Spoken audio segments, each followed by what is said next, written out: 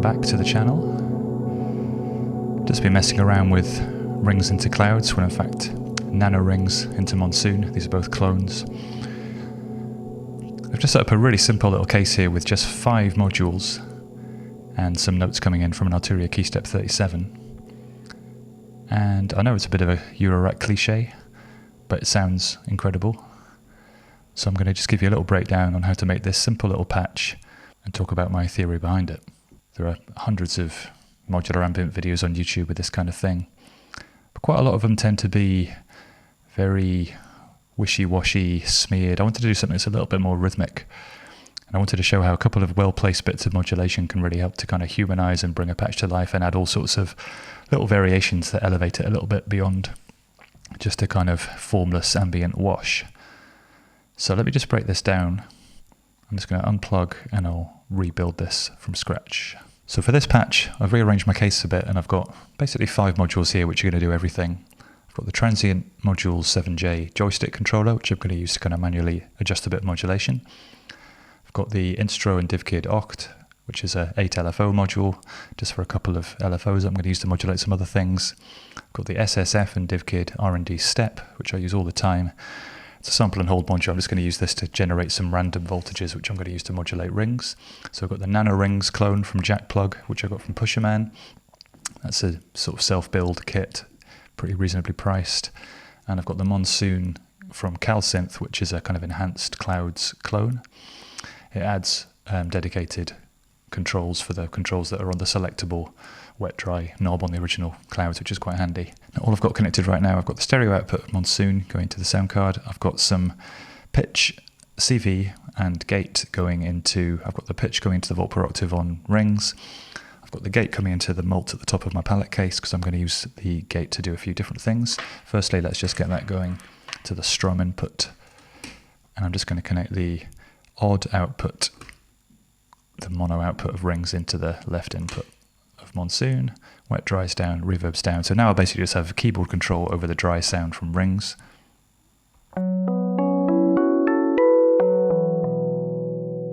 Now I've got this set in sympathetic string mode. Most of the controls are kind of near 12 o'clock. I haven't got any other modulation happening yet. Let's just get a couple of other bits of modulation set up and then I can start playing in a little sequence and show you how I build this up. So I'm going to take another copy of the gate from the keyboard to the trigger of the RND step, and then I'm going to take the bipolar outputs of 2 channels of RND step into the brightness and damping on rings, and this basically means that on every note this is going to trigger a random voltage on both these channels, 2 different random voltages which are going to add positive or negative voltage to the brightness and damping, which means every note will be played slightly differently. So some notes are longer than others, some notes are brighter than others now, basically, with that.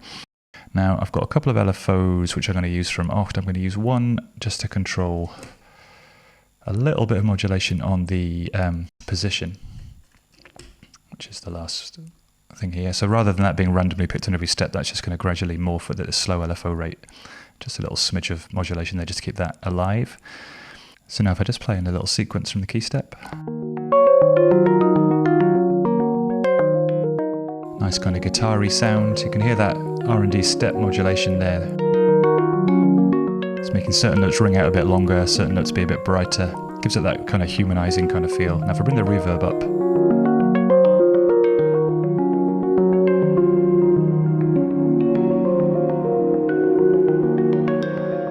that's already pretty nice. I'll just transpose that sequence.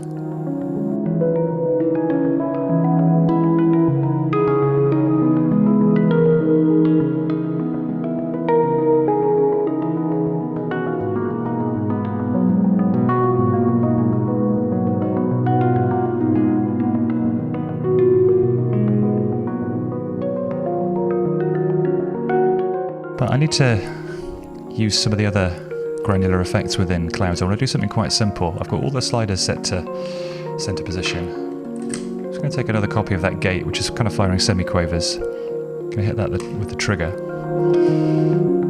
This is going to trigger a grain on every semi-quaver. So if I bring in the wet dry, I've also got the tuning set up to up an octave.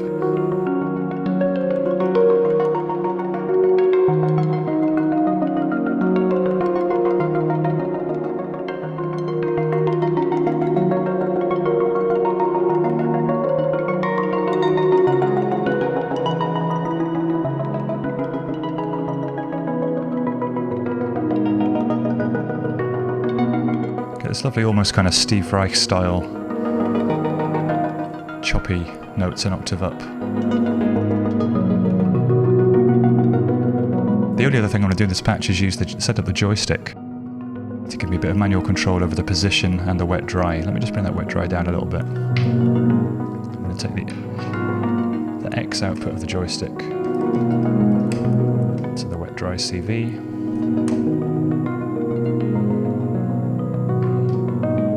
And I'm going to take another LFO, slightly faster one, into the Y input of the joystick.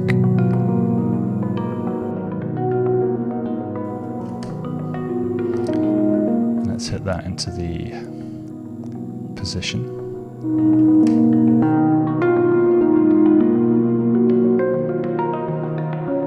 So now with this joystick, I can bring in that granular delay.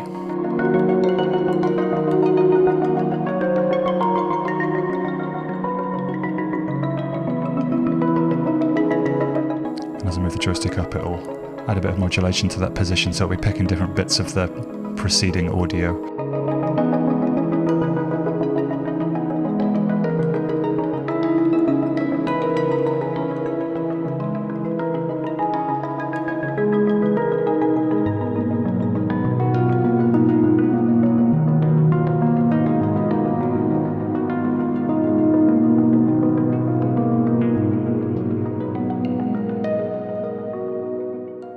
Then of course, let's just flip into arpeggiator mode instead. And I can just start playing nice combinations of 5 notes on the black keys.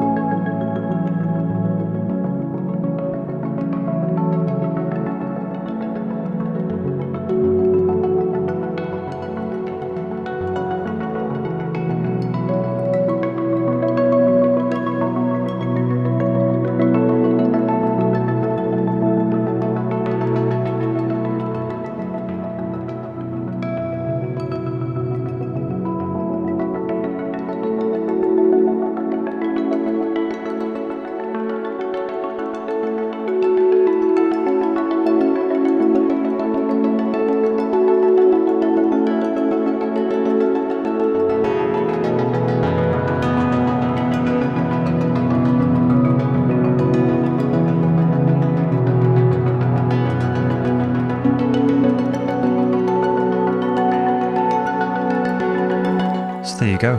Might be a bit of a cliche, but can't deny it sounds really good. Can listen to this stuff for hours. Really fun to play around with, really immediate. There's a reason why these 2 modules are such a classic. Don't forget to check out the other videos on the channel, like and subscribe, and thanks for watching. See you next time.